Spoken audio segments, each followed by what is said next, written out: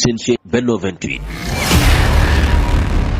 Benno 28 ngeen mën ci am lépp lu soxal ay reportage émission documentaire publicité wala lépp lu ngeen daan déglu ci Benno FM ngeen mën ko am ci Benno 28. Abonnez-vous gratuitement sur votre chaîne YouTube Benno 28. ak Benno 28 di leen abonné saa su nekk ci suñu chaîne. bismillahi rahmaani rahim.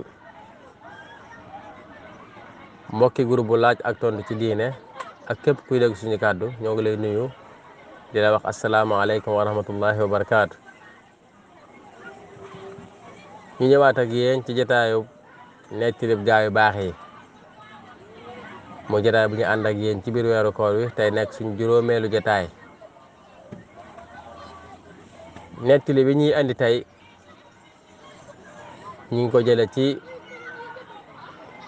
ay kilifa ñu ne dafa xewoon diggante Cheikh Ahmadou Bamba rahimahullahu taala ak keneen. nee nañ Cheikh Ahmadou Bamba dafa masa am ku ko andil ab kaamil comme ni aadoon nan def rek ku bind kaamil di ko andil ndax xamoon ni mu bëgg woon alquran ak itam xëy na lam ci daan joxe ci alal ci ko jox ab kaamil. am nag ku bind ab kaamilam boo xam ne tomb ko maasu ko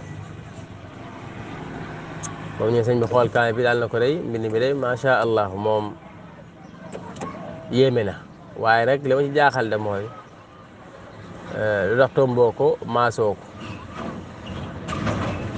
kooko ne sëñ bi waaw ndax dama ko delloo ci dëgg rek dama ko delloo ci dëgg.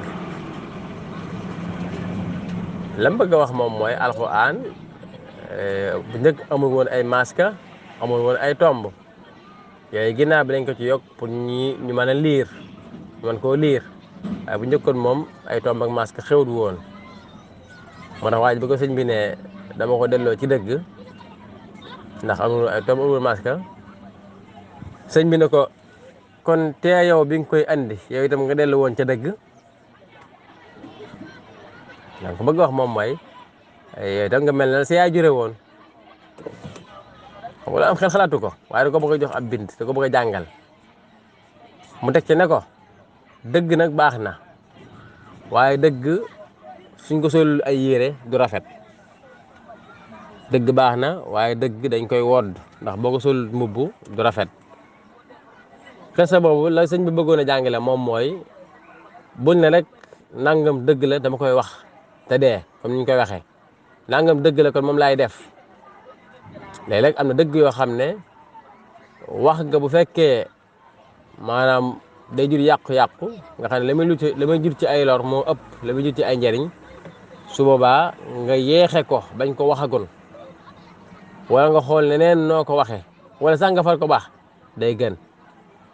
jëf yi itam noonu kon daal dëgg guy defar moom baax na waaye nag bu dee dëgg goo xam ne dafa xaw a ñagas daa xaw a metti la gën moom mooy na nga ko solal mbubb. am na kàddu yoo bëgg a wax te kàddu yu dëgg la waaye boo ko waxee mu tusa ñenn ñi mu laal ñenn ñi wodd ko wutal noo ko waxee wu rafet goo xam ne dañ xam da nga bëgg a wax te kenn du mer doo laal kenn.